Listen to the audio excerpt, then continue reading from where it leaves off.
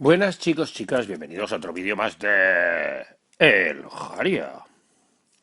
Si habéis entendido el concepto de integración por parte de la integral definida y sabéis calcular las integrales indefinidas, ahora vienen las aplicaciones que tiene la integral.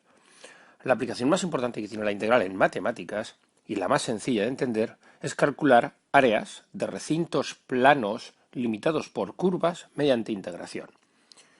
Y aunque al final os diré cuál es la manera más rápida y más sencilla de calcular estos valores, conviene que miréis los dos casos que se producen porque así comprenderéis realmente por qué se calculan las áreas de ese modo. Si estáis preparados después de este galimatías, allá que voy. Primer caso. Área donde interviene una función y el eje X. Este tendrá tres subcasos.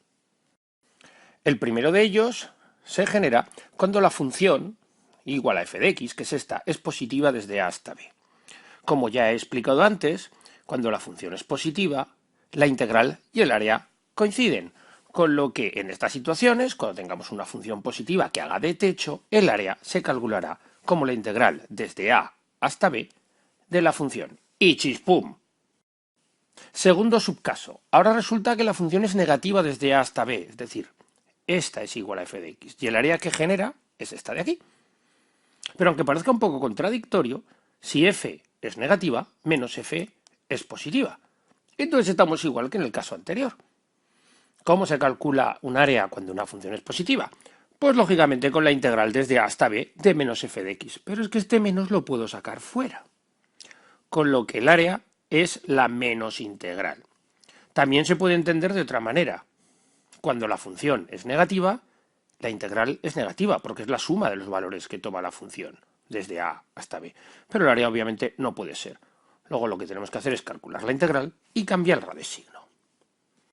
Y por último, tercer subcaso dentro de la primera situación, ¿qué sucede si la función cambia de signo desde a hasta b? Pues lo primero que tenemos que saber es dónde cambia de signo, hallar el valor de c. Esto obviamente es muy fácil, solo hay que hacer f de x igual a 0.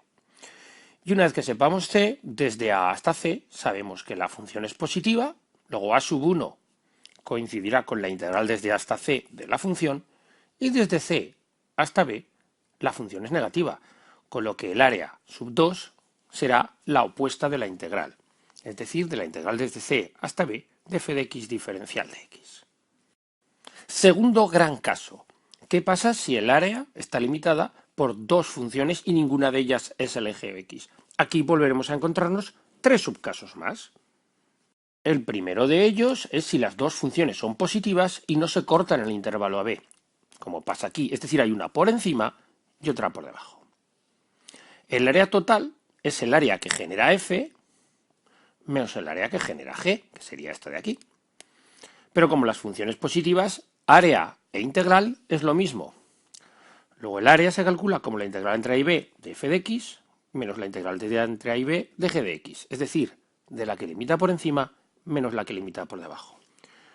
Esto conviene ponerlo todo bajo la misma integral, porque esto se suele simplificar. Este quizá es el caso más complicado. ¿Qué pasa si f y g no se cortan en a y b, pero no son necesariamente positivas? Puede ocurrir, como tenemos en este dibujito, que las dos sean negativas. En principio, esto no va a cambiar. Se hará igual. La integral desde a hasta b de la que limita por encima, que sería f, menos la que limita por debajo, en este caso sería g. Pero voy a explicaros por qué. Siempre podemos conseguir, sumando una cantidad adecuada, que f y g, sumándole c a ambas, esté por encima del eje de x. Y el dibujo no cambiará, será el mismo y por tanto el área será la misma.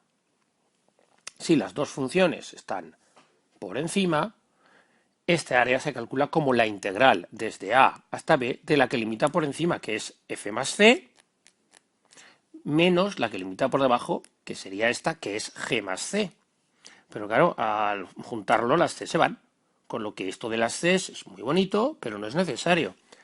Es decir, siempre, siempre, siempre, el área se calcula como la integral entre a y b de la que limita por encima menos la que limita por debajo. Y nos queda el último subcaso, el tercer subcaso del segundo caso importante, y es que ahora vamos a suponer que las funciones f y g sí se cortan en el intervalo AB, como pasa aquí, que desde hasta B se cortan. Hay que averiguar dónde. En nuestro caso C. Esto se hace resolviendo el sistema, formado por I igual a f de x e igual a g de x. Una vez obtenido este valor de C, coser y cantar, porque desde A hasta C ya sabemos quién limita por encima y quién limita por debajo. Desde A hasta C limita por encima f y por debajo g. Luego el área sub 1 se calcula como la integral entre A y C de f menos g. Pero es que en A sub 2 las cosas cambian, porque ahora limita por encima g y por debajo f. Con lo que el área se calcula como la integral entre C y B de g, que es la que limita por encima, menos f, que es la que limita por debajo. Y para hallar el área total, pues sumamos lo que nos ha salido las dos. ¡Chupadillo! Como veis, un concepto muy fácil. Además, luego los ejercicios, la verdad, que son muy agradables, porque normalmente las integrales no salen difíciles. Espero que este vídeo os haya servido. Dadme un like, por favor, que me sienta fenomenal. Y suscribíos. Os espero en el próximo vídeo de El Jaria. Hasta luego. Adiós.